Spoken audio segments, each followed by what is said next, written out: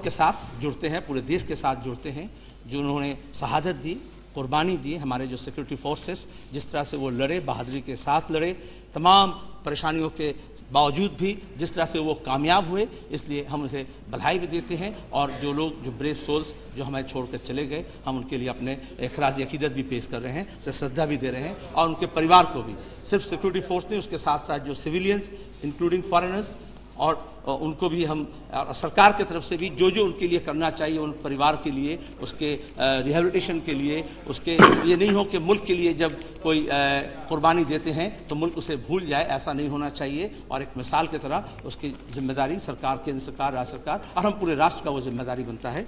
और साथ साथ जैसे मिलिंद देवरा भी कहे कि हमारे जो ATS के 3 बहादुर हेमंत करकरे और सलासर और काम थे, जिस तरह से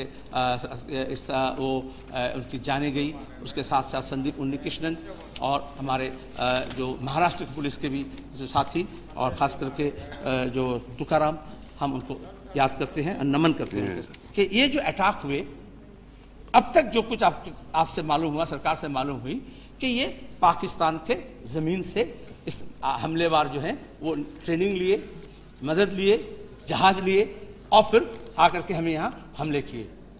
और इसलिए हमारी पार्टी, हमने ये कहा, क्योंकि ऐसे सिचुएशन होने से उसमें भी बड़ा एक माहौल बनता है, एक इमोशनल एक सर्ज होते हैं। और जहां तक हमारा इंडो पाकिस्तान का जो रिलेशन का मामला है, तो चलो हम वीर पराक्रम बने, ऑपरेशन पराक्रम करें। उस वक्त क्या था कि the government of the day वो उस पराक्रम को ऑपरेशन कर रही थी और मीडिया उसे टैग कर रहे थे। इस बार ऐसे हुआ कि मीडिया ही जंग छेड़ दिए और गवर्नमेंट को कहते चलो हमारे साथ चलो, हम तो ओवन लेके चले गए, हम तो बूम लेके चले गए जंग करने के लिए, आप हमारे साथ साथ चले आओ। ये जो इंटरनेशनल जो रिलेशन का मामला है और जो दो देश के बीच का जो मामला है, या जो टेररिज्म का भी जो सवाल है, उससे इतना कुछ ऐसे व्यक्ति भी कह दिए कि कारपेट बम हो जाना चाहिए। उनको कारपेट मालूम है, बम मालूम है, कारपेट बम क्या मालूम है वो नहीं मालूम नहीं है। लेकिन वो एक्सपर्ट्स के द्वारा हमारे लोग जो है, चूंकि मीडिया बहुत स्ट्रांग है, वो बह जाने की कोशिश करते हैं, लेकिन हम नहीं बह गए, ये अच्छी बात है। लेकिन हम कुछ नहीं कर सकते, वो भी नहीं है, हमें करना पड़ेगा। जब हम सब स्वीकार कर रहे हैं कटिंग अक्रॉस पार्टी लाइन कि एक ये टेररिज्म का जो सवाल है, ये आज एक अंतर्राष्ट्रीय मामला है।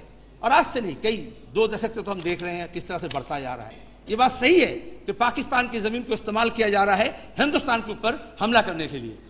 उसके लिए हमारे को, जो हमारी पार्टी भी ये कही, यूएन सिक्योरिटी काउंसिल के 9/11 के बाद जो रेजोल्यूशन लिया गया 1373, यूएन सिक्योरिटी काउंसिल के रेजोल्यूशन नंबर 1373, उसमें ये बात स्पष्ट है, यूएन के कोई भी मेंबर स्टेट अगर अपनी जमीन को इजाजत देती है दूसरे मुल्क में हमला करने के लिए, टेरर नेटवर्क को पनपने के लिए, तो उसके ऊपर उसे कार्रवाई करना पड़ेगा।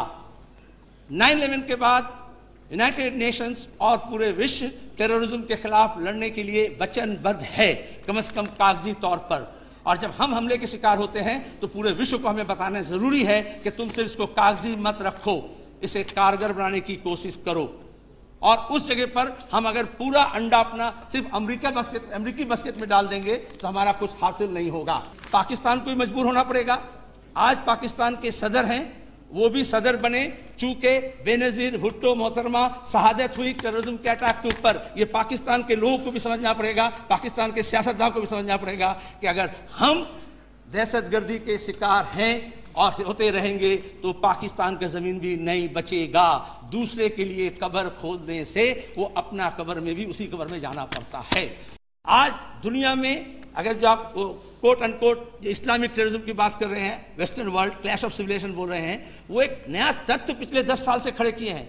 एक तरफ कहते हैं इस्लाम इज इन डेंजर, बचाओ इसको, औजार लो, RDX लो, तलवार लो, और दूसरी तरफ कहते हैं देयर इज डेंजर इन इस्लाम। तब वो क्लैश होता है। हमारे मुल्क में भी ऐसे ताकत हैं, ऐसे शक्ति हैं जो उनके दिमाग में ये बात बसा, मौका हासिल हो, yes there is danger in Islam, और दूसरी तरफ इस्लाम इज इन डेंजर। तो जो फंडामेंटलिस्ट, जो रिलीजियस ग्रुपिंग्स, अगर मजहब को इस्तेमाल किया जाए, वो कोई भी मजहब हो सकता है, सिर्फ इस्लाम नहीं, वो क्रिश्चियनिटी हो सकते हैं, वो सिख हो सकते हैं, वो हिंदू धर्म हो सकते हैं।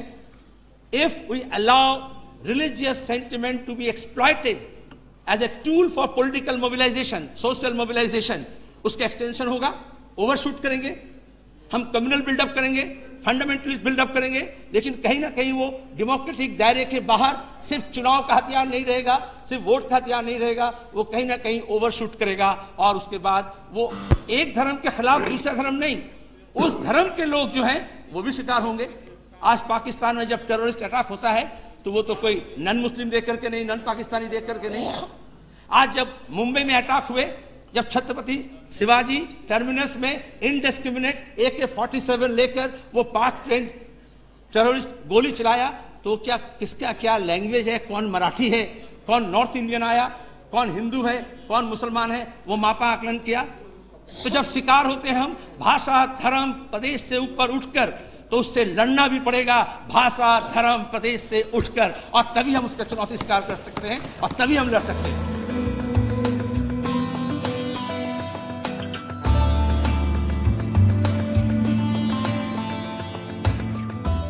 हमारे माननीय सदस्योगण को यह कहा गया था कि लोकतंत्र में संसद का महिमा है, गरिमा है।